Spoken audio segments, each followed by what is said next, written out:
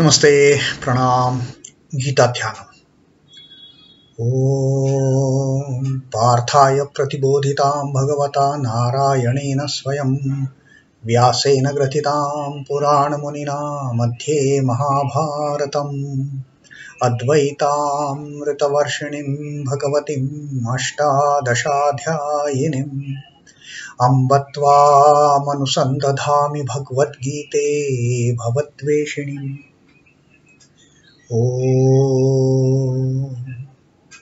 Bhagavad Gita, with which Lord Narayana himself gave enlightenment to Partha. The ancient sage Vyasa included it in the Mahabharata. O Goddess, showerer of the nectar-like knowledge of non-dualism contained in your 18 chapters. O my affectionate mother, the destroyer of rebirth, I meditate upon thee. Krishna Vandana. वसुदेवसुतं देवं कंसचाणूरमर्दनं देवकी परमानन्दं कृष्णं वन्दे जगद्गुरुम्. Son of Vasudeva, the slayer of Kansa and Chanur, extreme delight for Mother Devaki, O Lord Krishna, the supreme teacher of the universe, my salutations to you. Srimad Bhagavad Gita, the Vibhuti Yoga, the 10th Adhyay, and Sri Krishna telling us about all these divine manifestations of the great eternal Lord and all the things surrounding us in which we can meditate upon the Lord. All the things surrounding us.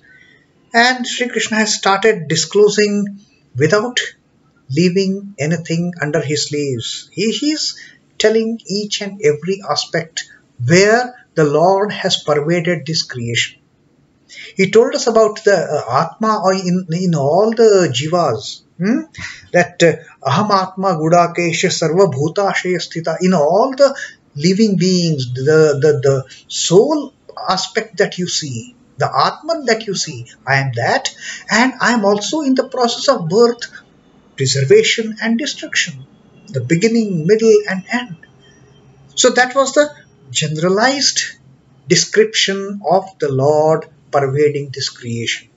And now Sri Krishna is coming to specifics. He says you look around and wherever you find the best among all those groups, you know for sure I am that. Then he said, Adityāṇāṁ aham Vishnuhu. Jyotisham raviransuman marichir marutātam asmi nakshatranam aham shashi. Among the Aditi's 12 sons, I am the Vishnu. I am the Vishnu which coincides with the month of January, with the month of Makar Sankranti, with the Uttarayan, which is the great phase, the summer solstice, and I am that Vishnu. So that is one specific example Sri Krishna has given from among the things surrounding us that we can actually experience. We experience the time scale, the annual calendar, and we know from January, middle of January, that drastic winter is going to end now, and now pleasant pre-summer phase is going to start. That summer solstice is going to start, and Sri Krishna says, that is me.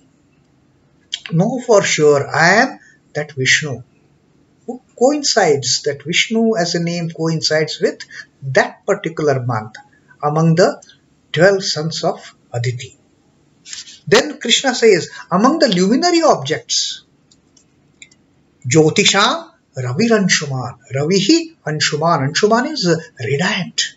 I am that radiant sun among all the luminary objects in this creation. So that is the second specific example Sri Krishna has given. And he has told that he is going to tell us pradhanyataha, all the prominent places, all the prominent things where the Lord dwells. So first was that month of Vishnu. Second is the radiant sun among all the luminary objects. Then he said, Marichim Maruta asmi. Among the Marichis, among the wind gods, I am among the Maruts. Marut is the wind god. Among the Maruts, I am the Marichi. Marichi is supposed to be the greatest among the wind gods. So there are some 49 Maruts. Now, like we know, Lord Hanuman, who is a Pavanaputra, he is the son of wind god. So, one of those Maruts is Marichi. That is what Sri Krishna says, I am that Marichi among the wind gods. And next Sri Krishna says that among those nakshatras, among those celestial objects, among those stars and planets, I am the moon. So this specific example Sri Krishna has narrated, he has specified to Arjuna that you can relate me with these four best among the lot.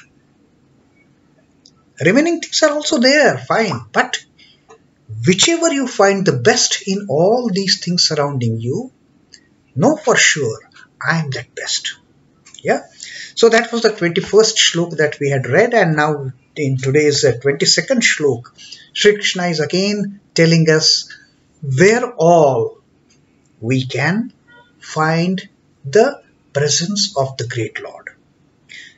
Sri Krishna says, vedānāṁ sāma-vedosmi devānām asmi vāsavaḥ indriyāṇāṁ manaśh chāsmi bhūtānām asmi chetanā.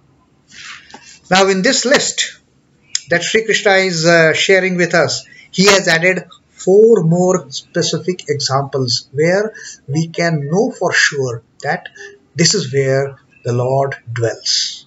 What are they? Vedānāṁ sāma-vedosmi.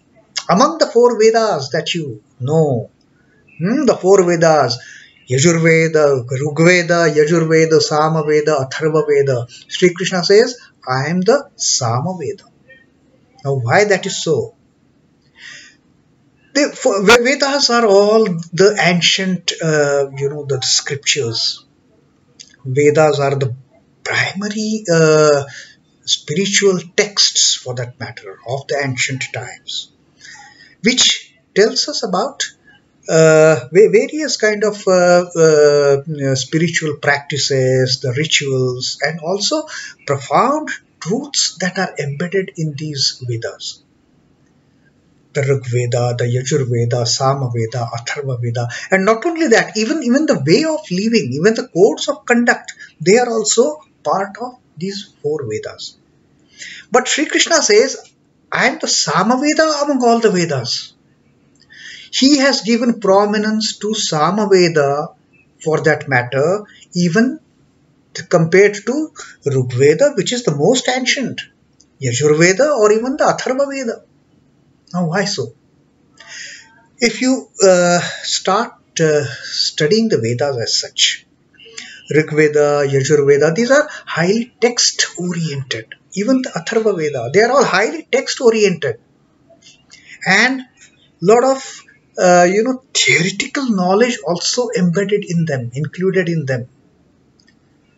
Ritualistic injunctions, all the things, but they are mostly text oriented. You cannot enjoy reading Rigveda or Yajurveda or Atharva Veda for a long stretch of time. But Sama-Veda is different from these 3. Sama-Veda is not text oriented. Sama-Veda is created to the musical intonations. Sama-Veda is sung, it is not read. And therefore, even somebody who is not so very spiritually inclined listens to rendering of Sama-Veda, of those great Pandits and Brahmins uttering, singing those hymns from Sama-Veda. They are so soothing. It is an experience to be had. Just sit with the eyes closed. We may not understand anything. That is a different matter. We may not understand the meaning of the words that are being recited, that are being chanted. But those musical tone, musical notes which are used to sing Sama-Veda. They are so soothing. They have a certain effect on our minds. They have certain effect on our personality. So Sri Krishna says, among Vedas, I am Sama-Veda. Because that captures the greatness of the Lord in such a sweet intonation that we just keep on listening for hours together and we don't get bored, we don't get tired, we just want to listen to it. Such a sweet rendering. So Sri Krishna says, vedānāṁ sāma-vedo asmi. And then, devānām asmi vāsavaḥ, among the gods. Now there are, as per a different way of putting, there can be so many gods. Some text says 3 crores, some says 33 crores and all that. So many gods. Now what is basically the God aspect in the Hindu scriptural context? When the Jivatman leaves the body, till the time Jivatman, merges with the Paramatman, till that point of liberation, they have to dwell, all these Jivatmans, they have to dwell in different types of planes, celestial planes, till they reach that Brahmaloka, till they merge with the Brahman. Then there is this Devaloka, where all these Jivatmans, they gather together. They are far above the human capabilities. They are far above the ordinary human natures. They are the one which have excellent merits to their credit. Maybe they have done a lot of good karma, they have done a lot of charity, they have done a lot of good things for the others in an unselfish manner. But still, some strings have remain attached. Some desires have remained attached. So they can't get liberated. So they have to stay in some waiting room, this Devaloka. And since it is a Devaloka, there are so many Jivatmans, there are so many Devas, gods, goddesses, and those god-like luminaries. They are dwelling in that plane. There has to be some chief to govern that entire loka, that entire plane. That chief, that king of the gods, is called as Indra. And Vasava is is also the name of the Indra, is also called as Vasava. So Sri Krishna says, among the Devas, I am that Vasava, I am that Indra, the Lord of gods.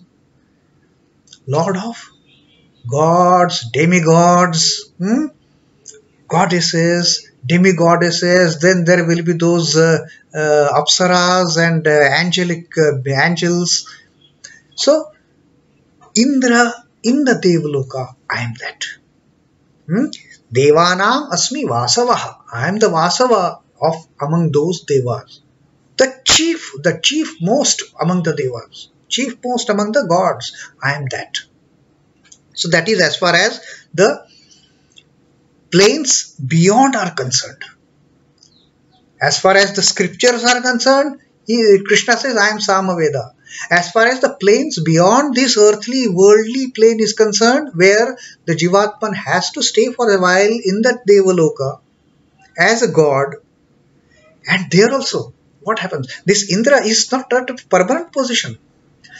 The moment the merits, with every act in that loka also, the merits, they start getting done. And when that list of merits becomes 0, again, these people have to come back, take birth and start dwelling till they are liberated.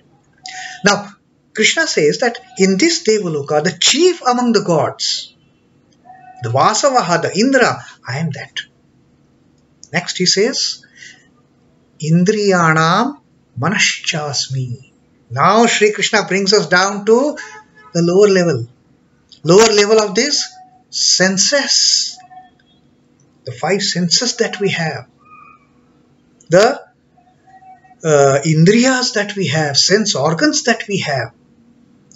Sri Krishna says, among these senses, among these sense organs, I am the mind. Now, our entire day-to-day living is based on our senses, isn't it? Our senses drive our life.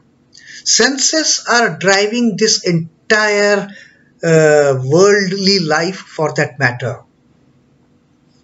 All senses are keeping us engaged. But all senses are keeping us engaged because our mind is active. It is through mind that these senses work.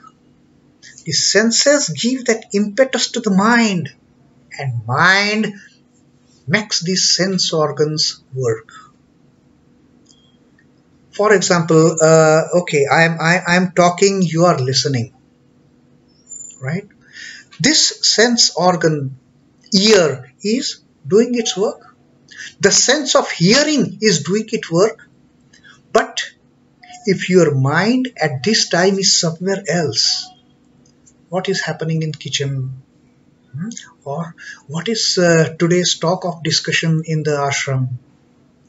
If your mind goes, although I am talking, the words are reaching your sense organ, the ears. They are being, the sound waves are being carried to the brain. But still, if your mind is not involved in that process, it is of no use. You don't listen to anything. When we go out, we see so many things. So many things we don't even take note of. It is not that our eyes are not seeing that thing. Our eyes is seeing that thing. We are making a note of it, but we are not registering it. Why we are not registering it? Our mind is not involved. So unless and until the mind is involved, nothing happens. It is the mind is the supreme most agency which makes the senses work, which makes these understandings practical. So Sri Krishna says, among the senses, I am the mind. Now, just imagine, I mean, if we lack in any sense, supposing we lack in hearing, but still our day-to-day activities, they go on uninterrupted.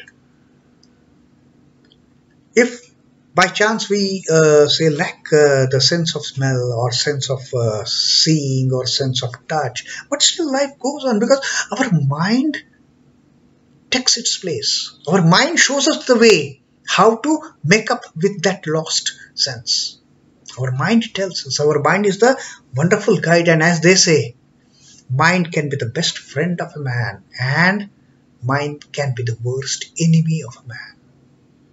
So Sri Krishna says, I am that mind among the senses. Indriyāṇāṁ manaśh chāsmi. And bhūtānām asmi chetanā. In the living beings, whatever consciousness you see, whatever that, that power, that energy, that chetanā that you see, I am that.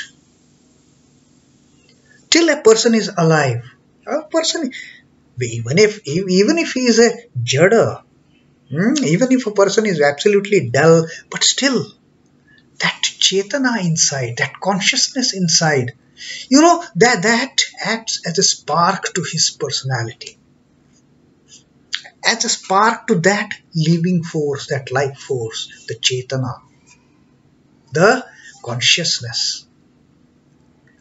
Till the time I am alive, that consciousness, that chetanā, it keeps me alive as such. The moment I am dead, the moment I am like any other inanimate object, I may have this body as such. The body may be there for some time, but that consciousness is not there in the body. That chetanā is not there. That spark is not there. If that spark is not there, what is the use of that body then? So Sri Krishna says, among the beings, bhūtānām, among the living beings, I am that Chetana, I am that consciousness. So these are another four examples Sri Krishna has given, that when we look around, when we study the scriptures, when we talk of the Vedas, I am the Sama-Veda. The Lord is the Sama-Veda, which is so beautiful to listen to.